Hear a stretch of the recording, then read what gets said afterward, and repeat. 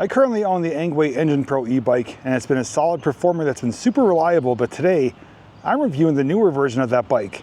This is the Engwe Engine Pro version 2.0. But is newer actually better? Stick around to find out.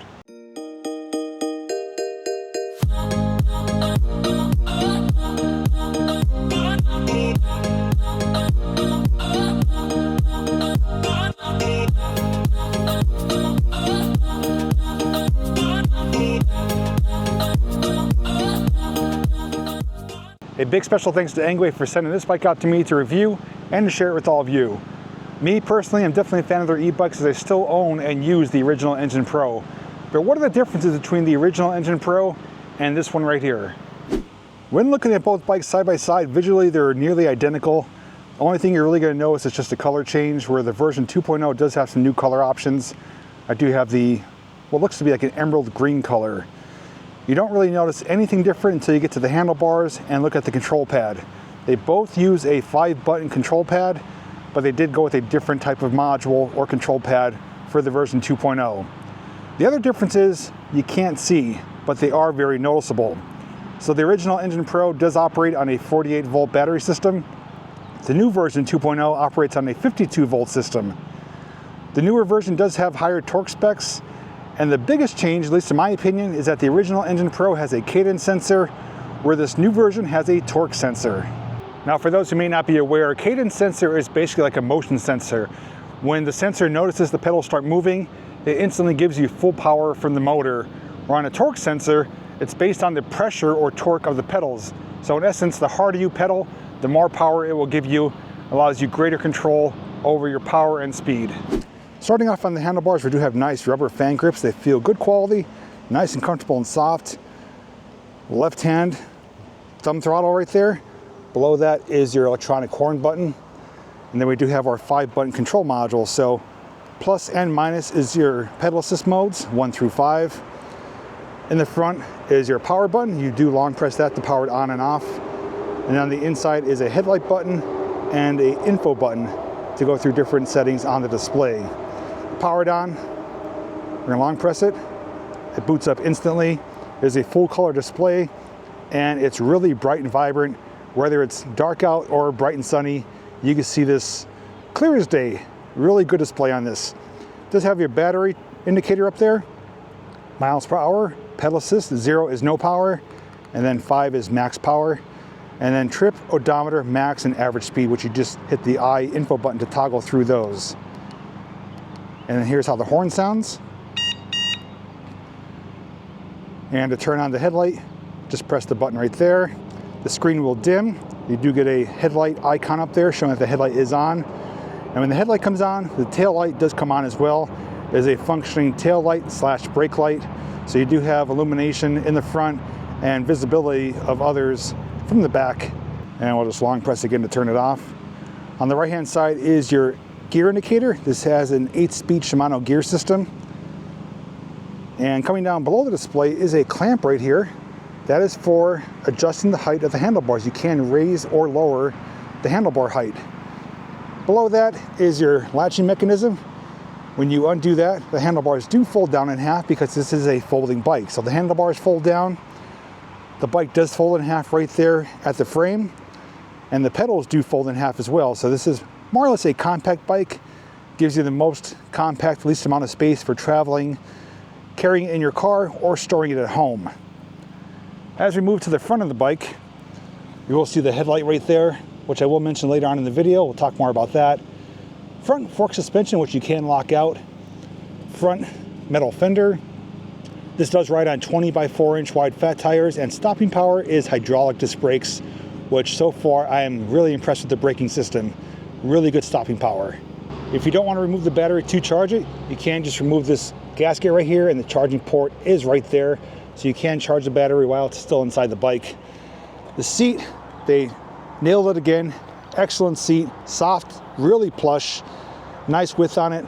I give the seat a 4.5 out of 5 rating. It does come standard with the rear rack, rear metal fender, and on the back you will find your tail light / brake light. And right in the middle is your rear suspension system right there. So you're gonna have a nice comfortable ride with front and rear suspension, and also riding on those fat tires. Keys are also included with this bike. A key is required to both remove the battery and power on the bike, and gets inserted underneath the frame. Now before we take it for a test ride, a couple other quick things to mention. This does weigh in at 69 pounds. Not super heavy, not super light, kind of right in the middle. But it's something to keep in mind if you are going to be folding it up and lifting it into your vehicle. It does have a payload capacity of 330 pounds, so you can carry some extra cargo here on the back if you want to. The battery system is a 52 volt, 16 amp hour battery, which powers a 750 watt rear hub motor that does peak out at 1200 watts. As far as distance goes, this is advertised to get 30 miles on just throttle only and around 65 miles on pedal assist. As I always state, that is under optimal conditions. So if you're a lightweight rider, riding on very little hills, you'll get closer to that range. If you're a heavier rider or doing a lot of hills, you'll get less range. And lastly, for top speed, this is supposed to go 20 miles an hour on just throttle only, but up to 28 miles an hour on pedal assist. And we're gonna try to replicate that today. So let's gear up and do a test ride. All right, we do have a straightaway here. We're gonna do a top speed test, throttle only. Here we go.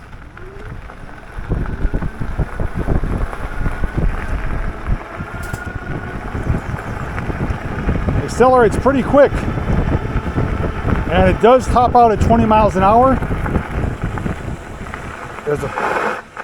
Oh yeah, brakes are awesome. So it tops out at 20, but you can feel a limiter, like it feels like it wants to go further, but it's capped at 20 on throttle alone. Hopefully it's coming through on camera, but the display is still perfectly clear, even on a bright sunny day. Other bikes I've reviewed, it's dim or almost invisible. Another straightaway here though, we're gonna do top speed on pedal assist. So we're gonna put it in pedal assist 5, and then once I start pedaling, I'll put it in gear 8. And we'll see if it gets up to 28. Okay, 8 and 5 should give us our top speed. Okay, we're 22, 24, 25, 27.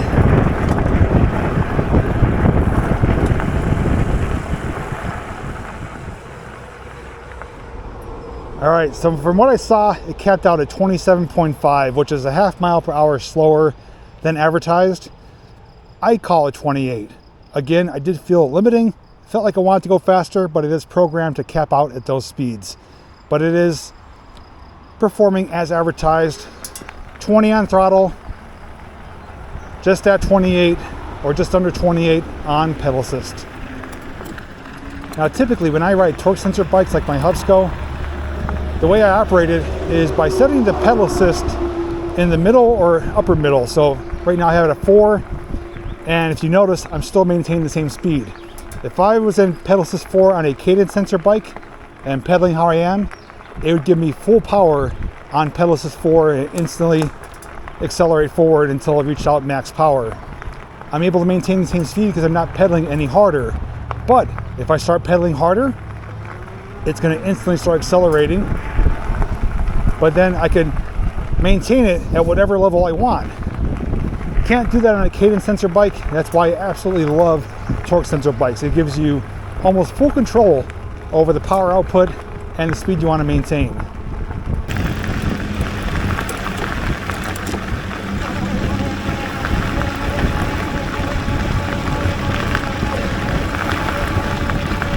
I said it before, it holds true for this bike. Super, super comfortable. Everything from the grips to the seating position, to the seat, to the suspension. It feels like you're riding on a cloud. This is even more comfortable than my original Engine Pro. And this is definitely gonna be suitable for riders of different sizes. If you're 5'7" on the shorter side, you could certainly ride this because you could drop the handlebars down, drop the seat down. If you're taller, say around 6'4", 6'5", you could also ride this. Raise the handlebars up, raise the seat up. So there's a good size range for people, both shorter, taller, lighter, and heavier.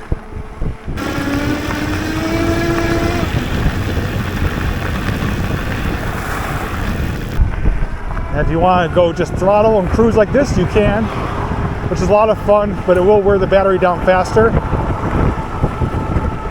But that torque though, you can feel it. It accelerates pretty quick.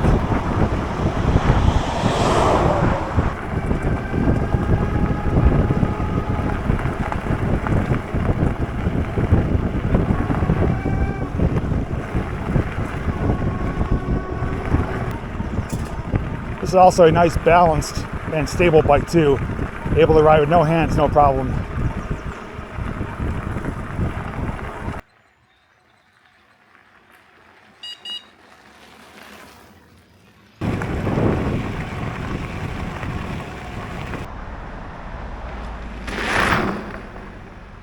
As good as this bike is, as much as I love Engwe and their e-bikes, they did miss the mark on a couple things on this particular model.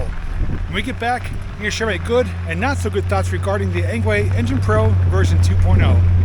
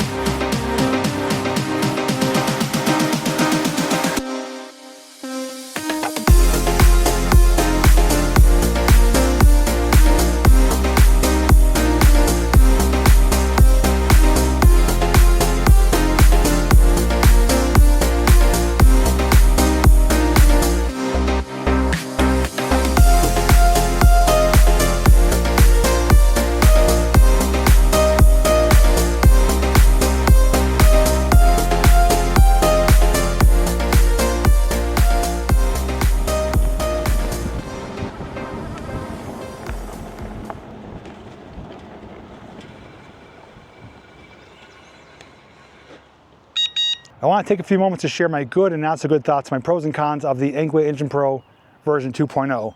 As good as this bike is, it's not perfect. There's two places where they need to improve upon with this bike. Number one is the headlight.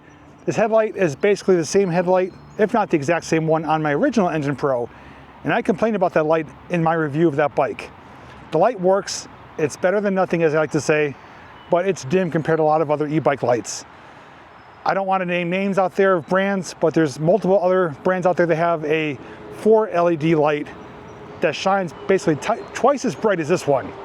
It's not hard to upgrade it if you wanted to, but for a newer, better version of the original model, they should have gave you a better headlight. The second thing, which I don't like, they actually took it away. The original Engine Pro actually has a USB port underneath the display for charging your smartphone as you're riding. It took away the USB port. So that's no longer there, no longer an option, which I don't know why. It doesn't take up any room, any space. It's a nice added feature to be able to charge your phone when you're going for those longer rides. So those are my two cons. Now let me share a few of the good things about this bike. There's actually a bunch of them, but I'm going to share a few of my favorites. Number one is that they changed this to a full power throttle, which means regardless of which pedal assist you're in now, you have full power to go 20 miles an hour no matter which pedal assist you're in. That's changed from the original Engine Pro. Number two, solid spoke wheels on both bikes. That means more durability, less maintenance. Third is that this is like riding on a cloud. Ultra comfortable bike.